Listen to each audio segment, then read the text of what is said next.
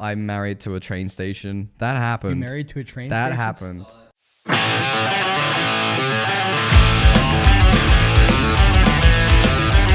Hello, welcome back to Lloyd and JD, the best fucking podcast in the world. I'm Lloyd. I'm JD. What's up, motherfucker?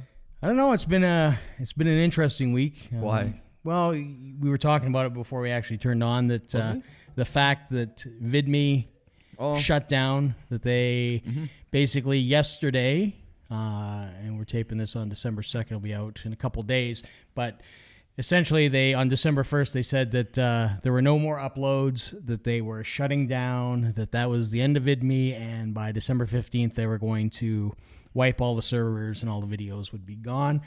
So, I mean, for us, that was a bit of a hit because, I mean, we'd been doing well there as far as garnishing a following. We had Garnish. Yeah. A little bit of garnish. Yeah. We had 3,525 subscribs over Did there we? on the channel. Yeah, we were. Oh, we're killing it. We were killing it over there. What the fuck? And then this happened. So I mean, the sad thing is we're probably going to lose a large chunk of that. Horseshit. Yeah. I mean, I have to say VidMe was really good to us. They had made us a featured creator.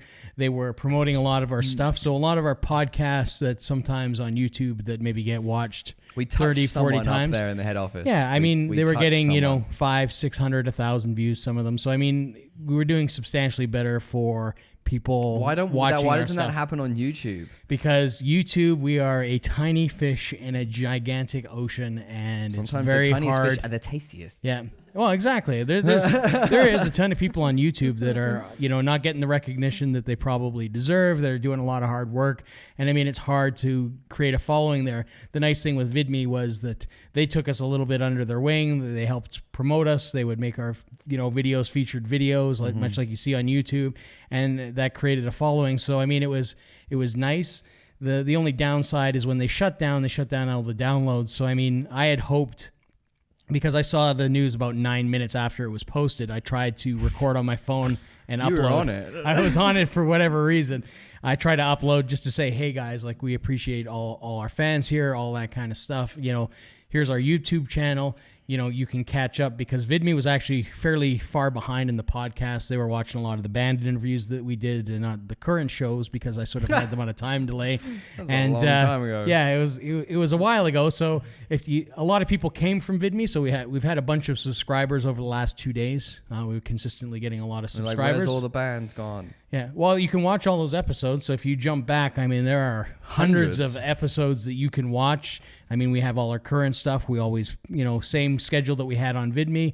We publish the podcast on a Monday, the vlog on a Tuesday, and random crap vlogs? in between. Yeah, I watched them. Yeah. So I mean, again, it's why were you so against wearing that fucking tie? What's that? I don't like ties. Why?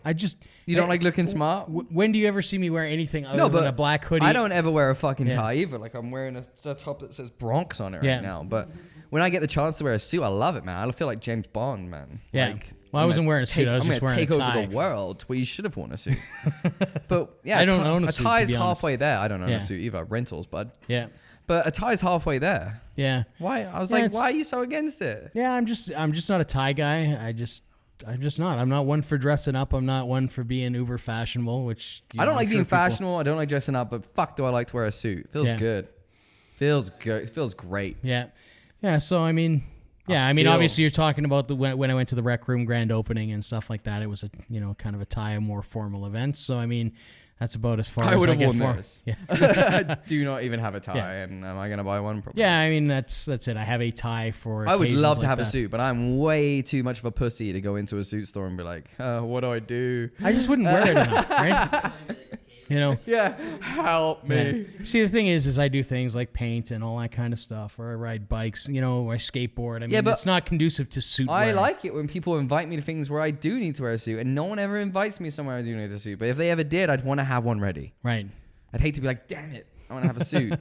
So basically what you're telling people is that if they have a suit and tie event, that, well, like basically what I'm saying is, Lloyd, Jordy, and get Lloyd married will so be... I can come to your fucking wedding wearing a suit. God damn it. Yeah, well, get on it. We got to get him a girlfriend first before the marriage part.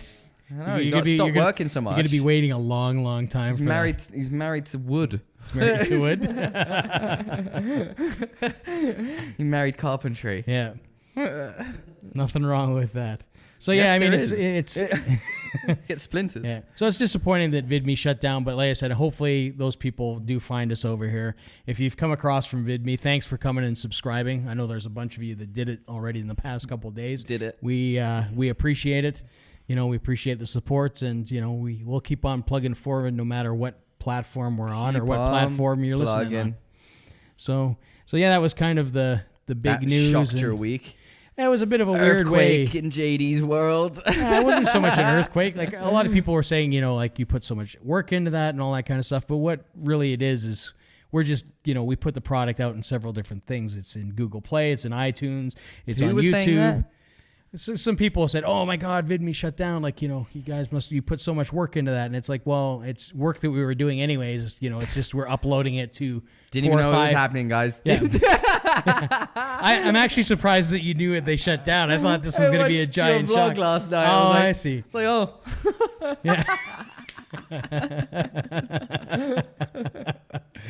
So if I hadn't posted the vlog, you would have had no idea. Didn't even know we had 3,000 subscribers. It's crazy.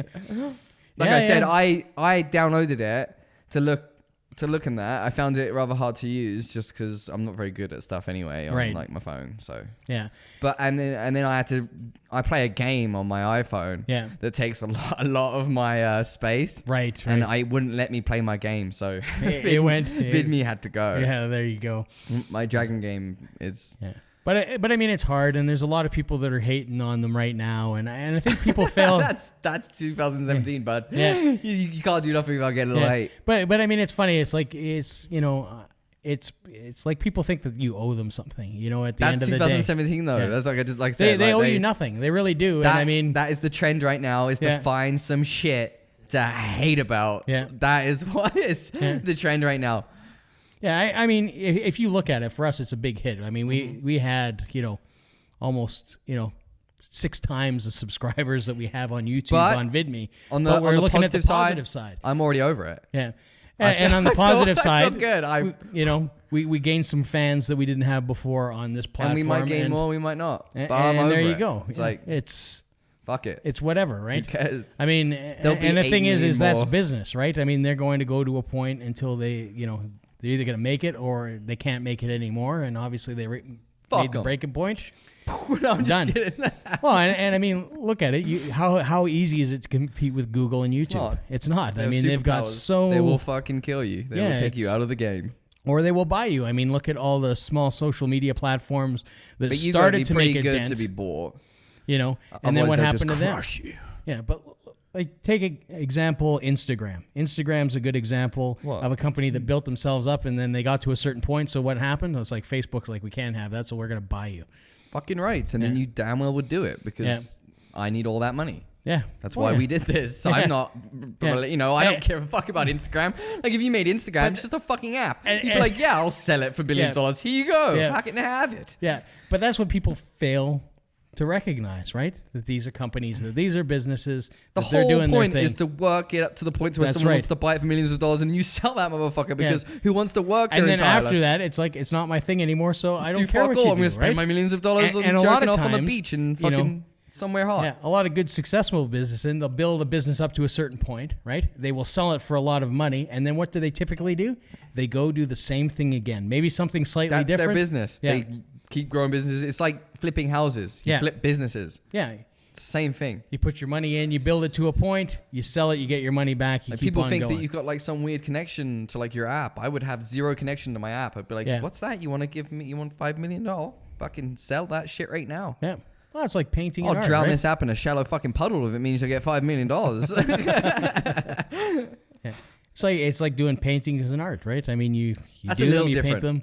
I feel that's a little different. I spent hours doing something that I don't know if I could redo that again. That's kind of like if you built an app something hard and kind of structured and you've coded it. And I guess you see people that make video games, but then again, I think that's more artists than still making a fucking app that involves other people taking pictures and holding data. It's a little less, it's a lot colder than even making a video game. I would even have harder problems selling my video game because that's real creativity that creativity is a lot more tiring than real work. Like just coding something so it's going to work good and hold data good and do what it's supposed to do is a lot different than having something that comes from inside of you. And a lot of these indie games and stuff like that coming out, a lot of these games are really from inside of people. It's them expressing themselves.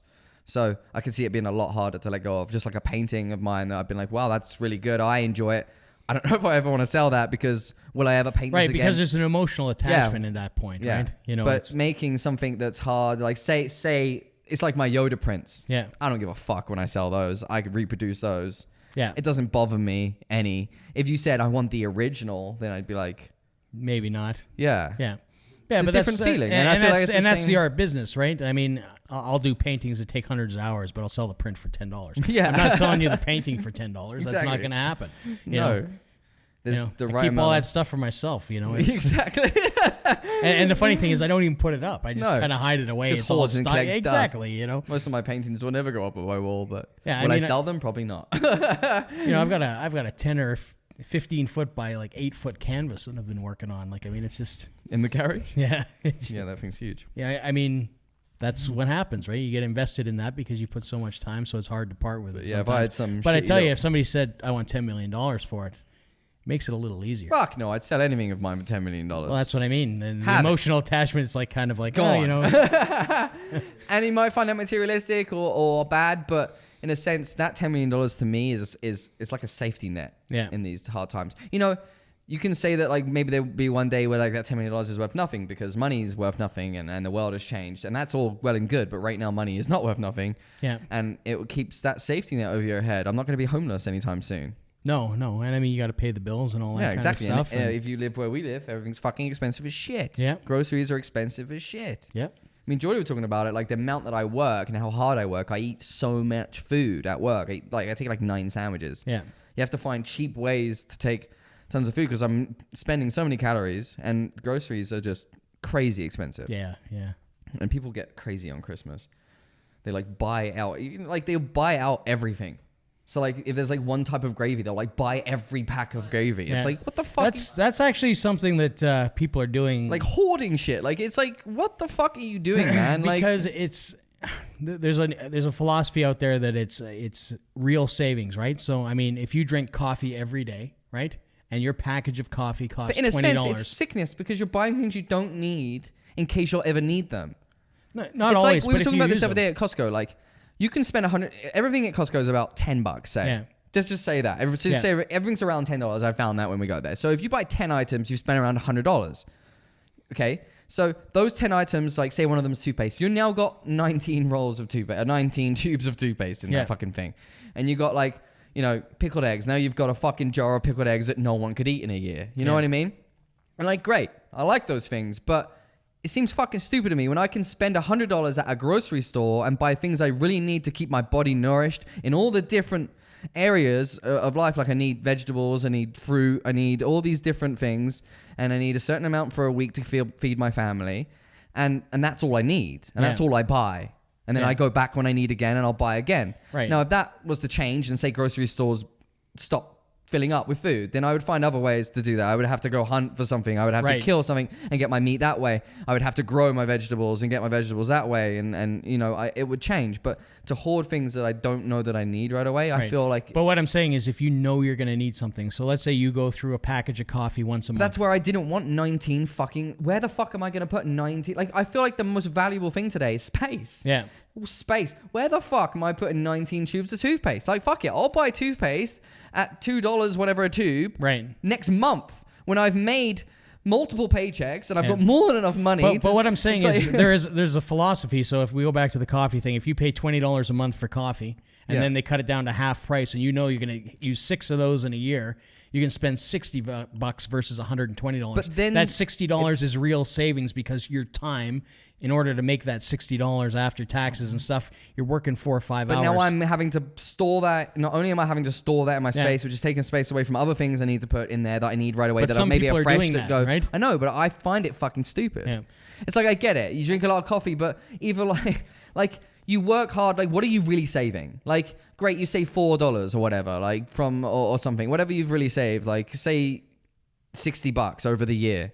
fuck it. Like, would you really miss that $60? Like, it's not something you would notice to the point to where, like, at the end of the year, this extra $60 is gonna like do what? Take you on holiday? I don't get what it is. The only reason I work is to keep food on the table, really. Yeah. You know what I mean? I pay my rent more than happily. Yeah. It's easily paid. I have more than enough money left over for my rent. The rest, most of my money sits in my bank for emergencies. Yeah.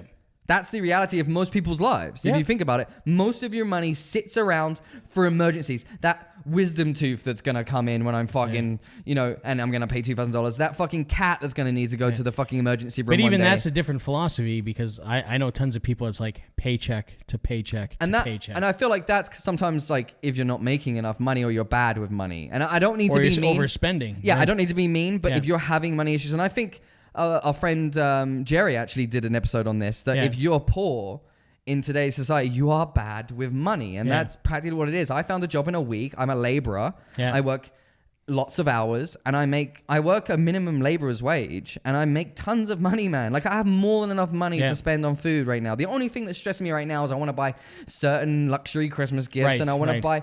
You know, I want to do nice things for Christmas. I want to have luxury items for Christmas. I want a big Christmas dinner. And those are all things that I don't typically need. Yeah. These are things that I want. And I have more than enough money to get them. Yeah. But sometimes people overstep those things. Like, you know, a lot of people will buy things like boats or they'll buy ATVs or they'll buy... Once you start getting into the credit situation, which you don't do... And then you're squandering food as well. And I just find it a sickness. Yeah. Like you're saving your money for all these things that you want... that you don't even use half the time. That you don't even use half the time. And it's the same with your coffee, you know what I mean? Now you've got a cupboard full of coffee that you're probably, in a year, maybe I'm going to quit coffee. I don't know. Just live in the fucking moment. Yeah. Like, my girlfriend, she wanted coffee. Like, maybe if we'd bought 6 cans on a deal, now she's realized she doesn't want to drink coffee anymore and she wants to drink tea and she wants to change in her life. And so if we had 6 cans of coffee now, I'd be like, great.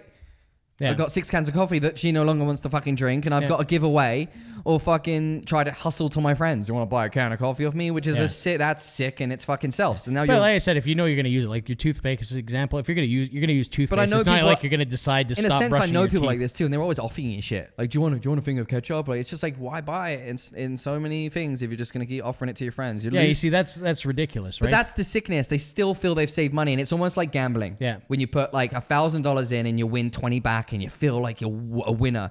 You haven't won anything. You've just bought something that you might not use. Oh, you just gave a bunch of money to say that. It's like we watched that couponing show and they'll buy like 50 ranches because they can. But then the woman was like talking and like, we'll probably use like 3 of these this year and we'll give away like 10. It's like, well, why did you do it then? Like, it doesn't make sense. You squandered on something that you'll never use and it becomes that. Like, they see a deal and they're like, oh, we got to fucking buy like 80 and of these. A lot of companies play into that too. It's like, buy 3, get it for this, buy, Exactly. I see them when I'm there and I'm like, and it's like, and then underneath, if you read it, it's like, or get 1 for this price and it's not even that expensive. Yeah. It's like... Yeah, it's like 20 cents, a difference of 20 cents. It's like, I get it. Some people want to pay 20 cents, want to save 20 cents, but that's a sickness to me. Because the only reason I make money is to make sure that my family is warm and fed. All the rest of my money usually sits in the bank account to make, like I said, a thing's going to go wrong. You know, is the cat going to need medical attention? Like, that's a big thing in our family, like making sure that, and I'm sure it is in your family. Oh, absolutely. Making sure those dogs, you've got money. I think it's a very European British thing to make sure that you're taking care of your family and stuff like that, and so you have enough, right? To squander your money, and especially if you've come from a place where you didn't have a lot to begin with. Yeah, you want to make sure that things are safe. Yeah. But apart from that, like I have a minimal, like I get minimal wage. I work my ass off, and I have more than enough money to pay for what I need. Yeah. I'm happy, I'm fed, and I feel like people should just go through their life like that instead of squandering all this fucking food. Yeah. Like I go to the grocery store and like I'm going to like pick things and it's just like aisles of it missing and it's like it's fucking Christmas. Like, did you really?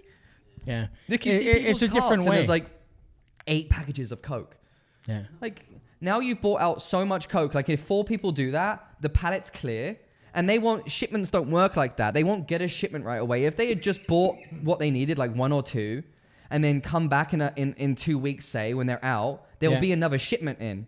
But now there's people that go to that grocery store that now have to go to another grocery store, and it's just like share the stock. You know what I mean? Like people are so greedy. I'm still very much like you grew up in the UK. You know, some people like myself will go every day, and you will buy what you need for the day. If you need milk, the refrigerator was tiny, right? Yeah, you didn't have a freezer.